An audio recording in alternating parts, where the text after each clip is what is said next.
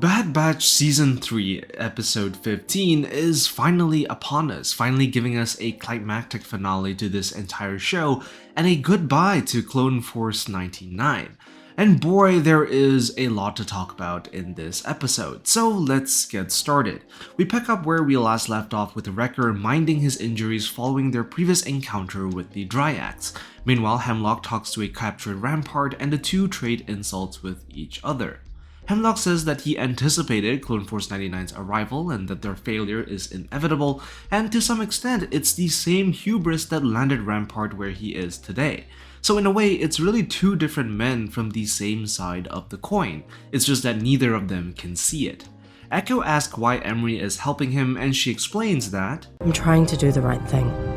Which has been alluded to in the previous episode and something which we also discussed in the previous breakdown. Meanwhile, Omega and the other kids discuss how they're going to escape, the kids distract the droid, and they manage to take down and reprogram the droid guarding them. Scalder almost catches them, but she is sedated by the droid. Omega tasks the droid to guard the door, and they exit the vault through the hatch Omega discovered previously.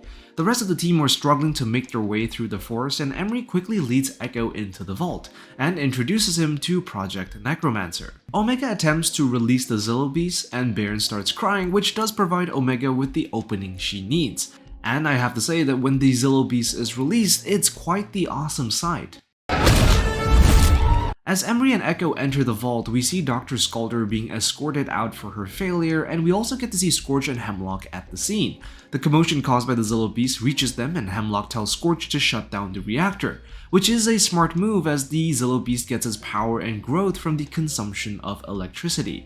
Hemlock tells Emerie that her fate is now tied to Omega and that there will be consequences for not finding her, which really makes Emerie's decision to defect all the much easier as she can just leave with Omega. Echo correctly deduces that Omega is the one behind the Zillo Beast's escape, stating that that is exactly what he would have done, which is another example of Omega using the lessons taught by her brothers. Bayrn somehow manages to sleep through this commotion, which was hilarious, and the Zillo Beast proceeds to climb.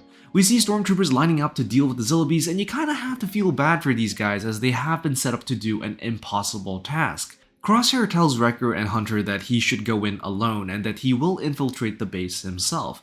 Hunter and Wrecker disagree, but Crosshair then says, Clone Force 99 died with tech. And in a way, it is true. Without tech to open the doors and get past encryption, the team has been severely handicapped in many of the prior missions. What Crosshair also means is that as a team, they are all carrying so much pain and injuries that you kinda get the sense that their luck was going to run out sooner rather than later. Between Wrecker's damaged state and Crosshair's injured hand, the team's ability to function has been compromised and is far from what we used to see. However, part of Crosshair's insistence of going in alone also stems from his sense of guilt over his past actions. Hunter and Wrecker argue against this idea, reminding Crosshair of the importance of brotherhood and sticking together no matter the odds. And it is precisely this thinking that will eventually get them through to the end of the episode. The Zillo Beast creates an opening during its escape, and every scene of the Zillo Beast causing havoc against the Empire is a welcomed sight. Omega tells the kids to climb, but Jack says he's afraid of height, which would make him a poor soldier, but Omega tells him that Wrecker hates heights, but he is the best soldier she knows. And not only is this a demonstration of Omega's leadership skills that she likely picked up from her brothers, it's also a callback to season 1 of the show. Don't look down, don't look down, don't look down. Scorch reports to Hemlock that the Zillo Beast has broken free, which forces them to reroute air support in order to stop the beast from escaping. Scorch warns about this security risk, and Hemlock decides to release his CX troopers, something which was hinted at in an earlier episode. And these troopers appear to have very distinctive weapons and fighting styles. We got a brawler-like trooper, another holding an electro spear, a dual wielder, and of course the sniper we met previously. And I will say that the makeup of these CX troopers feel less like a proper squad and more like Hemlock's vanity project of what he thought looked cool. Hunter and the rest of the team end up encountering Hemlock's operatives, and it turns out to be too much for them to handle. This ends up getting all of them captured, and Crosshair loses a hand as a result. After all, it wouldn't be a Star Wars story if someone didn't lose a hand. Emerie and Echo end up seeing the rest of them taken captive, but ultimately decide to evacuate the kids first before rescuing the rest. Omega nearly gets captured, but Echo saves them in time, and notice that he actually uses stun instead of normal blaster fire in front of the kids.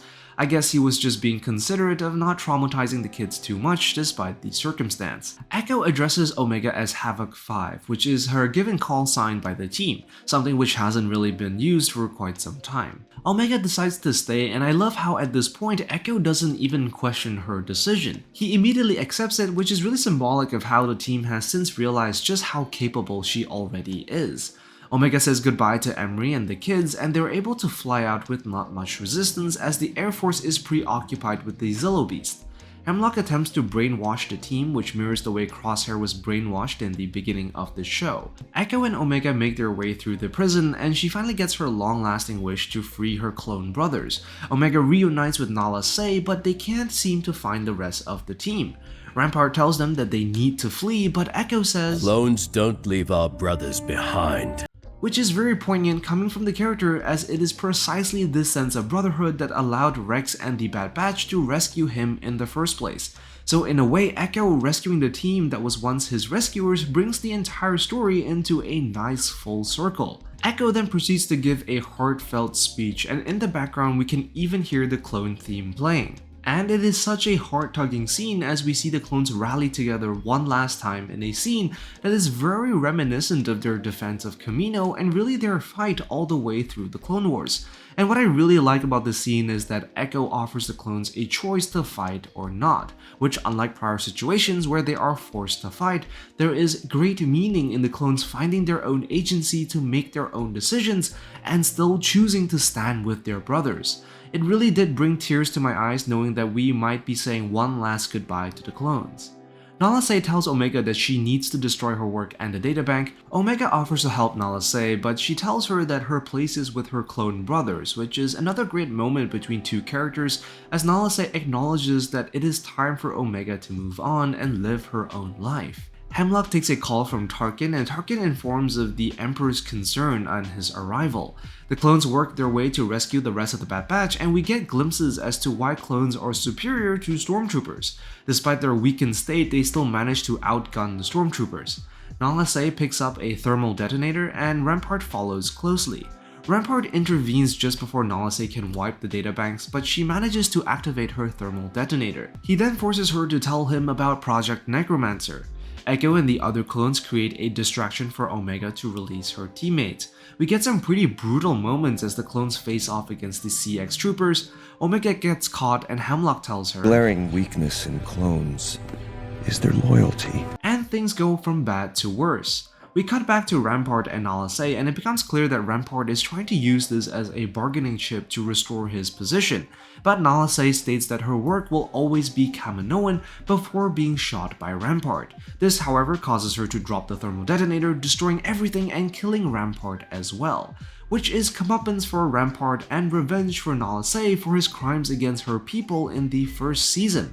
And the fact that he dies a fiery death brought on by his uncontrollable greed is just poetic justice. Hemlock releases a noxious gas to knock out the clones, the same gas that prevented Crosshair from escaping, but Echo is able to resist as he is wearing the Stormtrooper armor, which comes equipped with air filters. There's also a moment where Echo blocks the attack of the dual-wielding CX trooper with his droid arm, which is pretty cool. Wrecker manages to get free, and in the ensuing chaos, Hemlock takes Omega hostage. Hemlock takes a control pad from the CX sniper, which is used to remotely control his ship, something which we also saw in an earlier episode. Now all back together, the Bad Batch take out the CX unit, and Hunter and Crosshair go after Omega. The CX unit is finally defeated when a rescued clone shoots the last one, thereby saving Crosshair, which is a clear statement against Hemlock's supposed conclusion that clone loyalty was a source of weakness. Crosshair and Hunter managed to take out Hemlock's ship and Scorch, which I did think was a little too easy considering his reputation. But who knows, he may just be alive considering that Clone Commando armor has a built-in Bacta supply. There is a bit of a standoff between them and Hemlock. Hunter tells Crosshair to shoot the binders, and on Omega's signal they finally manage to get rid of Hemlock. And the reason why Crosshair was able to make the shot this time is simply because he no longer has a trembling hand, since it was chopped off. So really, between that and the faith his team has in him, it makes good sense as to why he was able to take the shot. And with that, it's all over as the team make their escape. Tarkin arrives shortly after, and we see Lieutenant Bragg, who first appeared in Season 2 on Raxus Prime. Tarkin decides to shut down the facility and redistribute funding to Project Stardust, referencing the Death Star project. We then see the team back on Pabu, and we see Echo telling Emerie that he is going to Pantora to help some clones settle down, which makes sense considering how friendly Senator Chuchi is to clones. Echo encourages Emerie to share her story to Senator Chuchi, and she agrees, which does raise a lot of questions considering that Senator Chuchi will now be aware of what Palpatine was really up to with Project Necromancer. So there might be further implications for this later down the line in other Star Wars stories. Hunter tells Omega that they can now live free to make their own decisions, and Omega asks what exactly that will be, and Hunter just says, Whatever we want, kid. Which I thought was a great way to wrap up this recurring theme of the show. The question of what the clones will do now that they get to make their own decisions is a question that really doesn't need to be answered, as it really doesn't matter. The main point is that they get to choose who they want to be, irrespective of who they end up being. We get this great shot of the team sitting beneath the tree, and you get a sense that this is really the ending of the show. We do get a quick scene after many years with a grown-up Omega and a much older Hunter seeing her off as she goes off on her own adventure, deciding to join the rebellion as a pilot. And it's a really bittersweet moment of a dad letting his daughter go, likely leaving the nest for good, and while I'm not a parent, I would imagine this is something all parents will have to go through at some point in time. And in a way, while this scene was definitely added so that there would be more stories to tell with Omega, it's also a farewell from the creators of the show. Almost like the creative team saying goodbye to Omega as her character joins the wider Star Wars story, and who knows where her character will end up. There is also an element of passing the torch as Hunter passes on the fight for Omega to take up against the Empire, which is fantastic as well. It's not really clear as to what specific point in time this is taking place, but considering that the show takes place 19 years before the events of A New Hope, we can guess that Omega's decision to join the rebellion likely takes place somewhere before or after the Battle of Yavin, which would mirror Luke's beginning as well. And it's also worth mentioning that joining her are Tech's classes and Gonki. So that's it for the show. After 3 seasons of Omega and the Bad Batch, it is quite painful to say goodbye, and in a way I'm not sure I was ready for it. This episode really got me tearing up in several moments, and the way it was able to tie up so neatly the different plot points is something that really needs to be applauded.